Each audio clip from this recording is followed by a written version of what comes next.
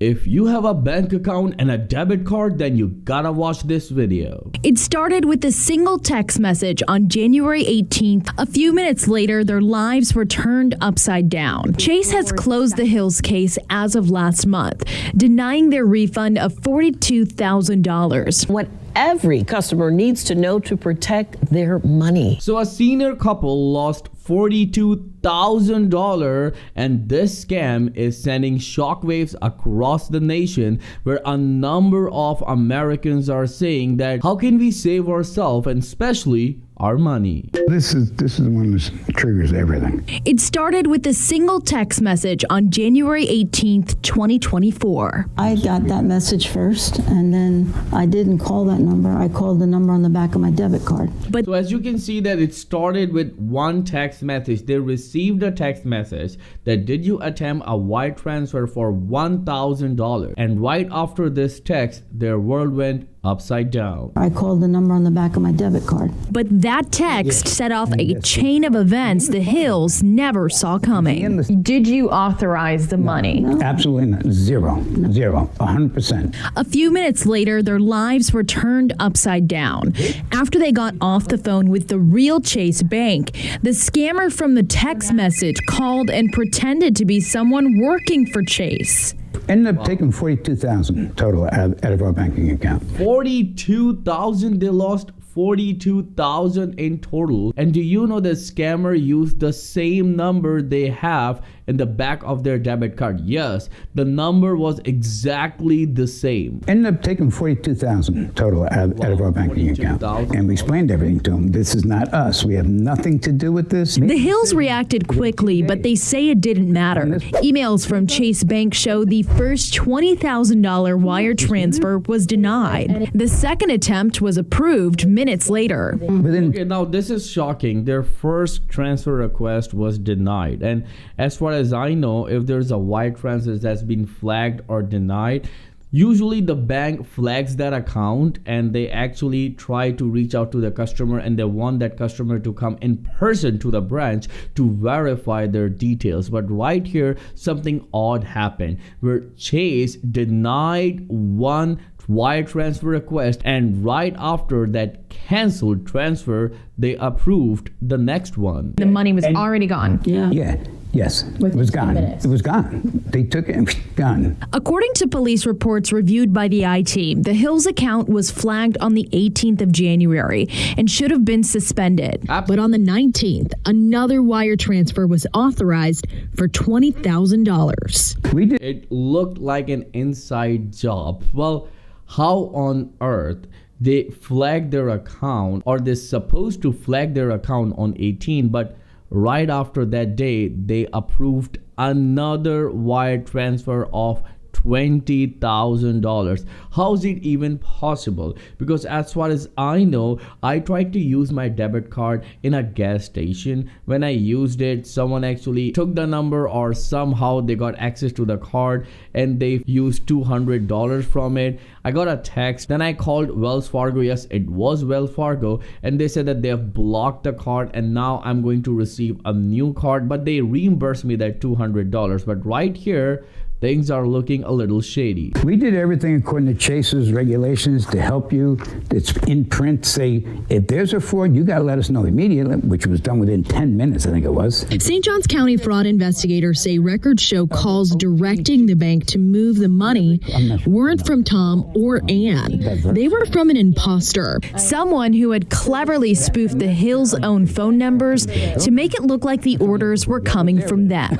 Investigators also found that the incoming calls the Hills answered appeared as a real Chase number, a convincing spoof that made them believe they were speaking with a trusted bank representative as their life savings disappeared. So as I mentioned earlier, that this scammer called them with the exact same number, or you can say with the exact same number that Chase owns. How is it even possible? Though we always recommend you to call the number that you have on the back of your debit card if you see any fraudulent transaction or any suspicious activity. But right here, things are taking a very shocking turn, as the scammer called them with the same number that Chase Bank owns. So is there at any point where you were on the phone with the scammer giving them your personal information? The numbers that were scammed and spoofed were the banks. Chase has closed the Hills case as of last month, denying their refund of $42,000. Their reasoning, quote, "We sent a one-time passcode to the phone number on file ending in 8157.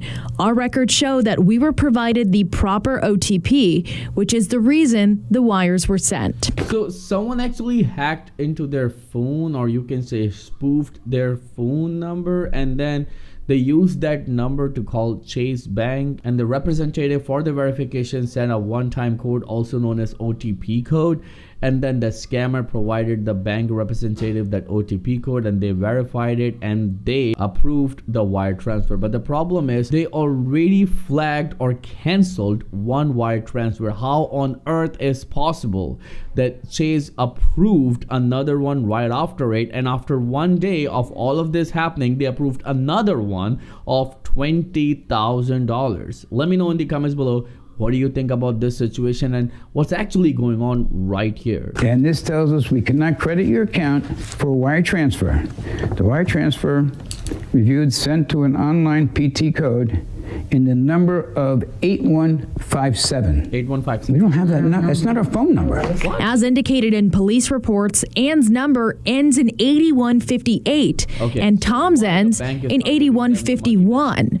Before closing the case, the fraud detective writes in his report, quote, "It is my professional opinion that after hearing the voices of the real and fake Ann Hill, there is no way that JPM Chase should have authorized the two wire transfers of $20,000 and $22,000. That's why it looked like an inside job, by the way. Do you feel that Chase should give you your money back? Absolutely, 100%. Absolutely. There's no doubt in my mind. Why would we be fighting for 2 years Yes. if we did this?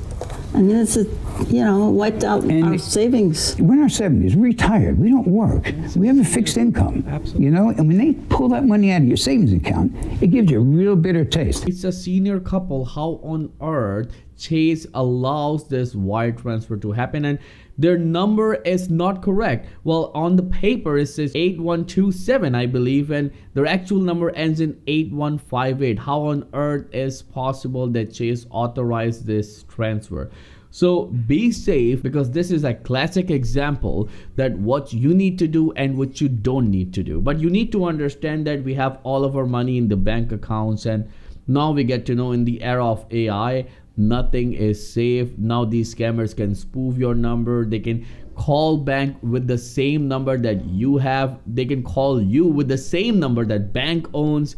This is a crazy time right now, but what you can do, well, you can save yourself by doing this. As soon as you see anything, like any suspicious activity, call the bank directly, not just any random Google number. You just need to take your debit card, look at the numbers at the back of your debit card, call that number and ask them what's going on. Go to the bank in person and tell them, hey, it's not me, stop this. Well, I think this is what we can do right now. If you have any views about it, then let me know in the comments below. And if you like this content, make sure you smash the like button on this video, as on Credit Oaks channel we make great content like this, as well as we make videos on the products that allows you to get loans, credit cards, personal loans and credit lines with bad or poor credit, or even with excellent credit. It totally depends on you. Well, thank you so much for watching. I'll see you in the next video. Till then, please take care and have a nice day.